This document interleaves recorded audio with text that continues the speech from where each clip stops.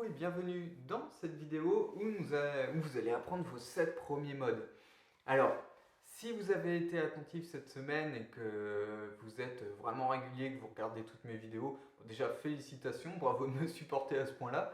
Et puis j'espère que je vous apprends plein de choses, que c'est assez clair pour vous. Encore une fois, là je le dis dès le début de vidéo, si vous avez des questions, comme j'aborde un nouveau sujet qui est le jazz et que je suis vraiment en train de l'aborder en mode intense, n'hésitez pas donc à me poser toutes vos questions, ça va me permettre d'être plus clair pour l'avenir et puis voilà, d'être un maximum pertinent tout en sachant, je vous le dis en toute transparence, que je suis vraiment à un niveau pas débutant mais pas loin, hein. Je me considère comme un intermédiaire en jazz, donc je suis loin d'avoir un niveau confirmé, mais c'est une musique que j'écoute depuis longtemps et là voilà, ça fait un mois environ où j'en fais vraiment tous les jours. Mais voilà, c'est hyper récent, quoi. C'est pas comme si j'en faisais tous les jours depuis 10 ans. J'ai eu des périodes où j'en faisais régulièrement, puis j'arrêtais, puis je reprenais, puis j'arrêtais, etc.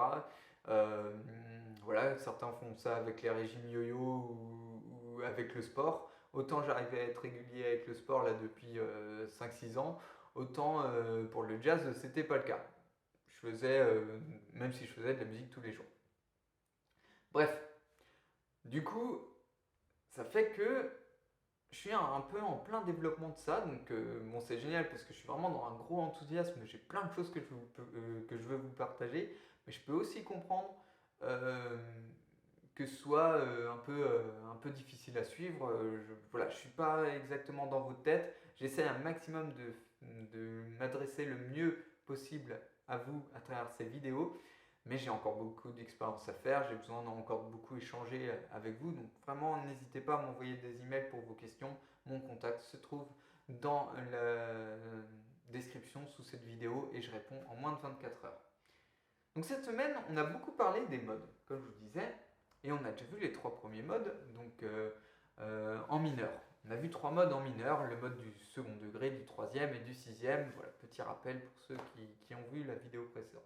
Donc on va voir tout ça tranquillement. Je vais vous expliquer exactement qu'est-ce que c'est les modes et à quoi ça sert. Je vais vous le rappeler aussi parce que j'en ai parlé brièvement hier quand on travaillait le morceau So What de Miles Davis. Donc comme je vous le disais, les modes, eh bien c'est quelque chose qui finalement, même si on l'étudie peu en école de musique et en conservatoire, on étudie plutôt la tonalité, voilà, le système tonal, comment ça fonctionne. Donc si vous n'avez pas fait d'école de musique et de conservatoire, ça ne va pas du tout vous parler, donc je ne vais pas rentrer dans les détails de ça, mais voilà, dans notre culture occidentale, surtout en Europe, je pense qu'aux États-Unis, ils étudient plus les deux et les modes, etc. que nous. Nous, on étudie les modes que en jazz, curieusement. Et c'est dommage parce que pourtant, dans notre culture, dans notre oreille, les modes, ça existe depuis super longtemps. Par exemple, vous prenez les chants grégoriens, voilà, les chants comme ça du Moyen-Âge, et eh bien, c'est de la musique modale. Donc, c'est pour dire que c'est très ancien, et puis ça existait déjà bien avant ça. Et puis, même si vous n'écoutez pas de la musique du Moyen-Âge tous les jours, eh bien, dans notre culture populaire, tous les morceaux de musique actuels, c'est sur des modes, c'est pas des musiques tonales, il n'y a que un ou deux accords, et en général, c'est beaucoup de modes éoliens, donc un mode que nous avons déjà vu, c'est voilà, ce genre de couleur-là, pour que vous entendiez ça.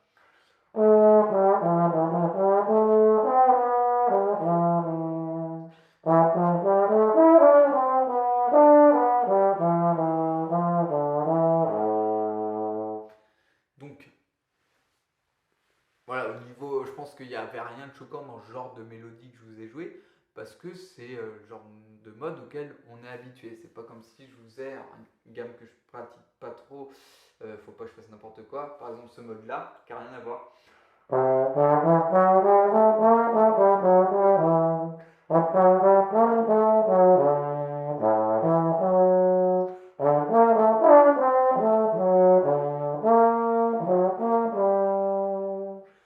Ouais, encore.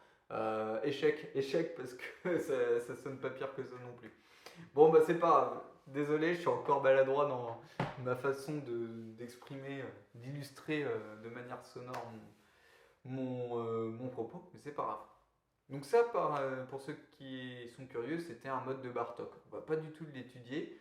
Je le connaissais en théorie et je pensais pas qu'il sonnait aussi facilement à l'oreille. En fait, ça sonne pas si mal ce mode. Donc, pas grave. En tout cas, bon, on va rentrer dans le vif du sujet. Je ne vais pas trop me perdre dans les explications et on va rentrer dans la pratique directement. Alors, comment on va faire ça? Comment fonctionnent les modes en fait? Les premiers modes que l'on voit, c'est ceux qui dérivent de la gamme de Do. Donc, si on joue Do majeur, donc Do, Ré, Mi, Fa, Sol, La, Si, Do.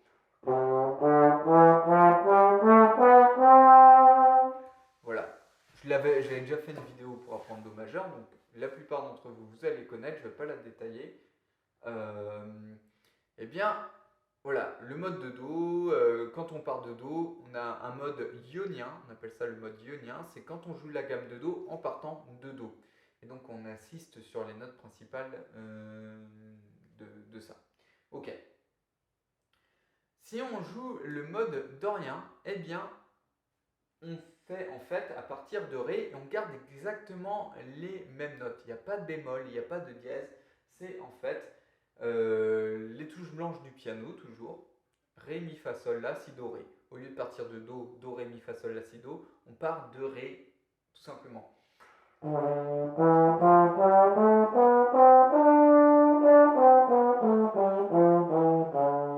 Donc là, il faut bien comprendre, on n'a pas une gamme de Ré majeur, par exemple, parce que la gamme de Ré majeur, il y a par exemple un Fa dièse et un Do dièse dedans.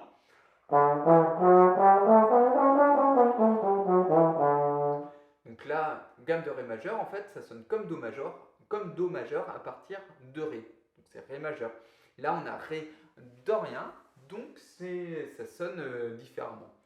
Et par la même, et à chaque fois que je vais faire ça, on va revenir à Do par exemple, et je vais vous faire un Do dorien. Donc je ne vais pas vous apprendre les notes, mais vous allez entendre que ça sonne comme le Ré dorien.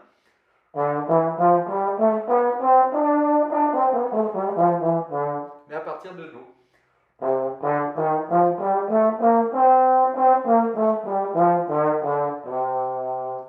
Vous voyez, on a la même couleur, les mêmes écarts de notes, mais à partir de différentes notes. Donc là, le mode qu'on vient d'apprendre, c'est le mode du deuxième degré, et c'est ce qu'on appelle le mode dorien.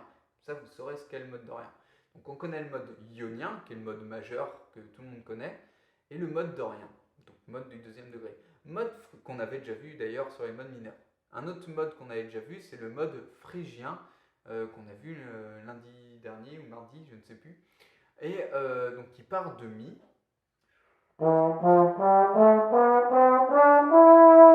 Donc là, pareil, c'est pas de bémol, pas de dièse. On part juste de Mi, on va jusqu'au Mi.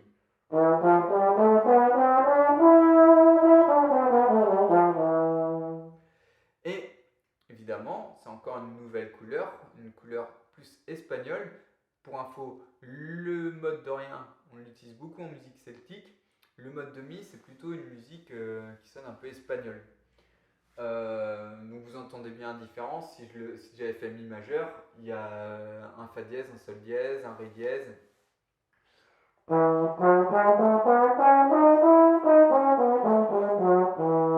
un Do dièse. Donc c'est pas du tout la même couleur.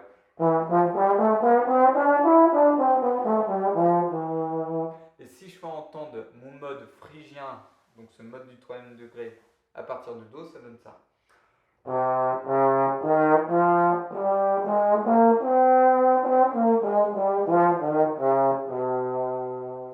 Voilà. Donc à l'avenir, je vous donnerai des astuces pour être capable de les trouver directement, ces modes-là. Mais il faut un petit peu de pratique. Donc si je vous les donne maintenant, vous n'allez pas à comprendre. Il faut que vous ayez eu le temps de consommer quelques cours avec moi, quelques vidéos. Et puis, voilà, même rien que des vidéos YouTube, hein, bien sûr, je ne vous force pas à acheter mes cours. Mais parce que je vais te donner beaucoup de contenu. Mais je pense que voilà, il y a une petite éducation à se faire d'abord avant que je vous donne mes petites astuces. Et puis ça fera des vidéos tellement longues, elles sont déjà assez longues comme ça. Donc d'ailleurs, on avance. Je vais arrêter de revenir à chaque fois sur l'exemple de Do parce que je pense que vous avez compris maintenant. Je vais juste vous faire entendre les différents modes. Donc après, bah, vous avez le mode de Fa, qu'on appelle aussi le mode lydien. Donc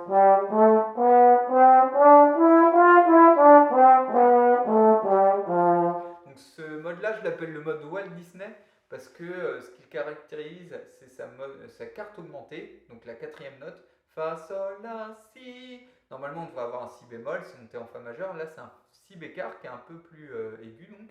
Et ça donne un côté un peu féerique, je trouve, ce Si bécart.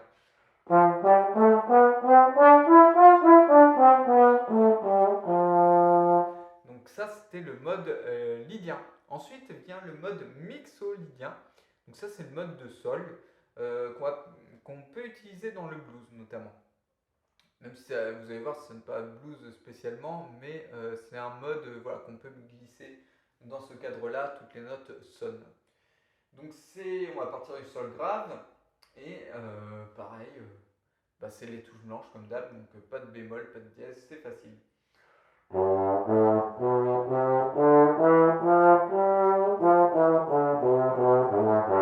Donc il ressemble beaucoup à sol majeur, donc à un mode majeur ou un mode ionien qu'on connaît bien maintenant.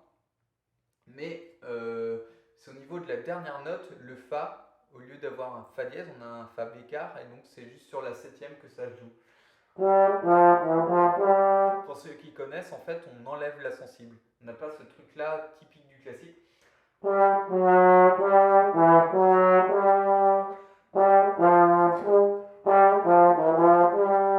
Donc quand on a ce qu'on appelle une sustonique, je crois, ou sous-tonique, c'est pas très important, mais bref, on enlève cette espèce de sensible qui tend vers la tonique quand on a le mode mixolydien. Vous voyez, genre de cadence, si je fais Fa, Sol, il y a un côté un peu plus moyenâgeux aussi dedans.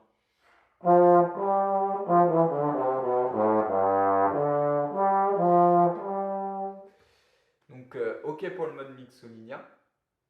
Donc à chaque fois, en fait, j'illustre un peu, j'essaie de vous donner des couleurs pour que vous reteniez. Par exemple, mode ionien, on connaît bien. C'est la gamme majeure, on l'a tous dans l'oreille. Le mode de Ré, c'est un mode qu'on va beaucoup avoir en musique celtique. Vous pouvez vous mettre cette image-là. Le mode de Mi, le mode phrygien, c'est le mode espagnol. Le mode de Fa, c'est le mode Walt Disney. Le mode de Sol, on l'utilise tellement peu que j'ai du mal à y trouver une image celui-là. Donc c'est c'est classique, celui un petit peu, comment j'ai dit, un peu musique ancienne tout à l'heure. Alors que je ne sais même pas s'il est utilisé en musique ancienne. Bon, le mode de sol, c'est un peu option. Je n'utilise pas vraiment celui-là, donc du coup, j'y ai pas encore associé trop d'images. Ensuite, le mode éolien. Donc ça, c'est le mode des musiques actuelles. C'est un mode aussi qu'on a tous dans l'oreille. Donc c'est le mode qui part de là.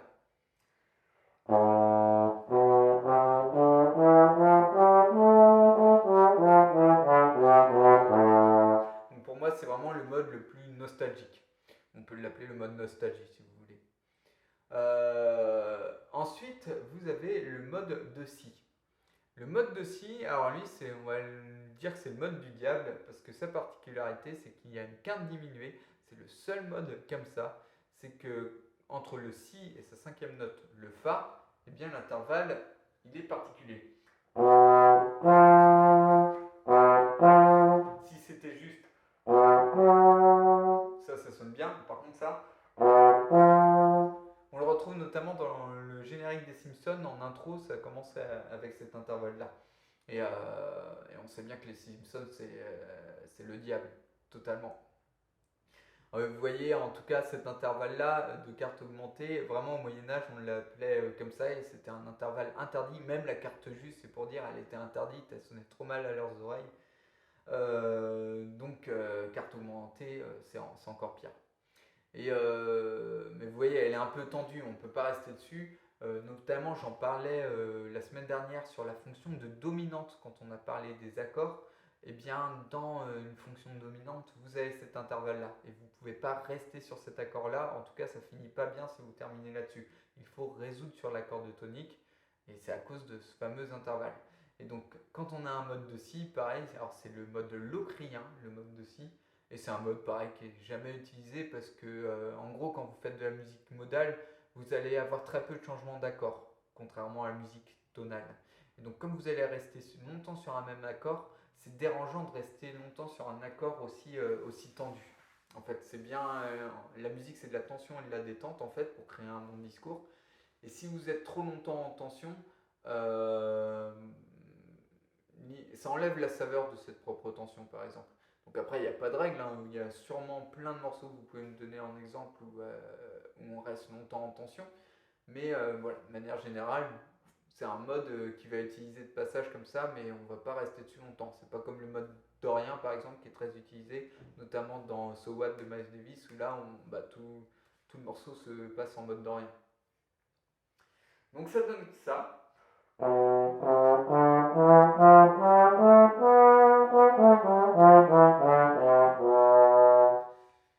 Et voilà, tout simplement. Donc voilà tout ce qu'on avait à voir sur les modes. Maintenant vous les connaissez. Donc vous comprenez le principe, c'est très simple. On prend la gamme de Do et on part d'une note différente à chaque fois. Et après, on peut transposer ça dans tous les tons absolument. Les modes qu'il faut retenir pour conclure cette vidéo, qui pourront vous servir vraiment à l'avenir, c'est le mode phrygien. Ouais, le mode phrygien, mais c'est pas le point que je veux dire, c'est surtout le mode dorien. S'il y a un mode à retenir, et on va s'arrêter là-dessus, je veux pas rester longtemps sur les autres modes, mais s'il y en a un à retenir pour la musique modale qu'on va utiliser vraiment énormément, c'est le mode dorien. Celui-là, on n'y échappe pas. En jazz, il est vraiment utilisé, et puis aussi dans d'autres musiques. Si vous faites de la musique comme du reggae, du ska ou des choses comme ça va être soit la gamme majeure, soit le mode éolien, donc le mode nostalgie. Celui-là, évidemment, va être très utilisé dans la musique actuelle. Je crois que c'est tout ce que j'avais à vous dire. Si vous avez des questions, vous m'envoyez un email, comme je vous l'ai dit, pas de problème. Et puis, si vous voulez aller plus loin avec le jazz, en apprendre plus pour maîtriser l'improvisation, ce qui pourra vous servir dans plein d'autres styles de musique, tellement on développe de compétences grâce au jazz, eh bien c'est très simple, vous cliquez sur le lien qui se trouve sous cette vidéo dans la description et vous aurez accès à 3 cours. Pendant 3 jours, vous allez recevoir une vidéo chaque jour pour maîtriser l'improvisation. Merci d'avoir suivi cette vidéo, je vous dis à bientôt dans une prochaine vidéo. Ciao ciao.